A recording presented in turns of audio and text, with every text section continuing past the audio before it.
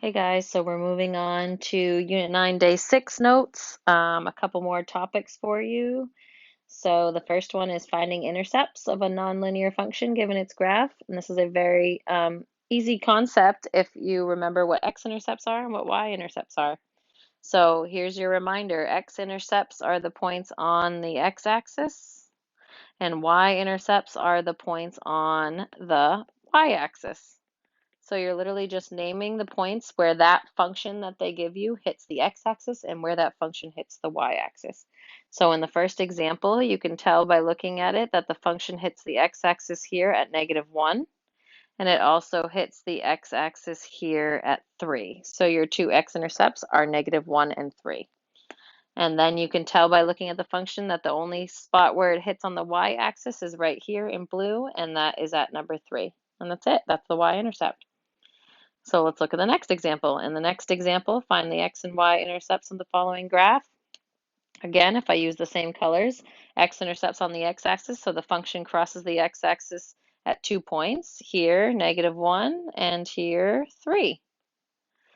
And then the y-intercept is on the y-axis, and this function only hits the y-intercept or the y-axis at 1 point, and that's at -1.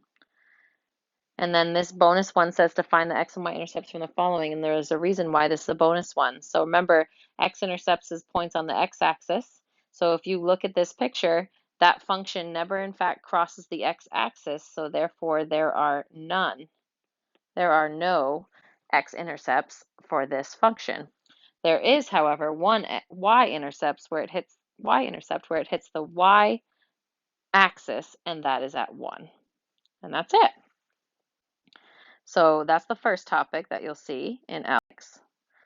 The next topic that you have in ALEKS is finding local maxima and minima, okay? So it's talking about looking at a picture of a graph and telling me where the maximum is and where the minimum is. And there are two important pieces of information that you need to remember for this.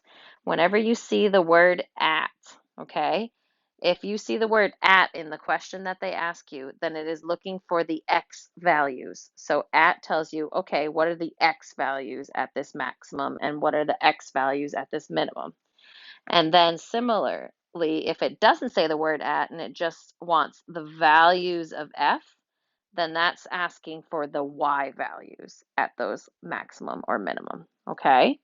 So there's two things to remember, or there's actually four important things to remember here.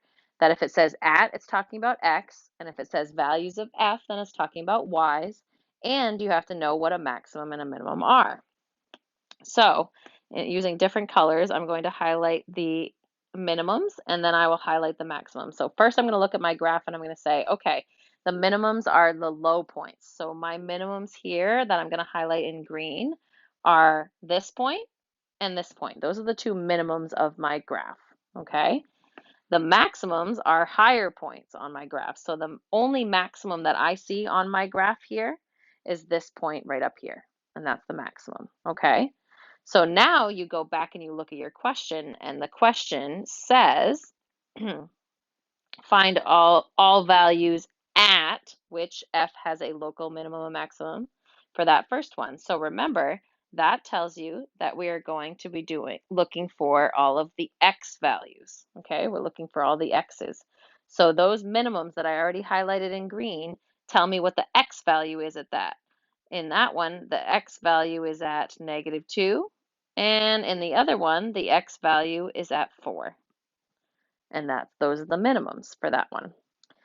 And the maximums, the x value in my yellow, there's only one maximum. The maximum, the x value is at 1. And then that part of the question is done. In the next example, keep in mind that it does tell us or ask for all local minimum and maximum values of f, sorry.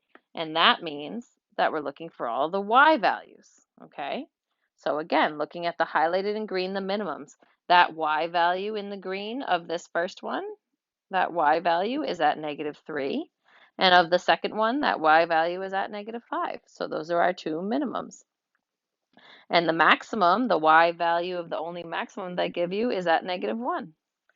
And that's how you would write your answers. So what I would encourage you to do is first look at your graph and determine where the minimums and maximums are, and then look at the wording of the question. If it says the word at, then it wants all the x values. If it does not say the word at, then it wants the y values. All right, try it out. Let me know how it goes. Good luck.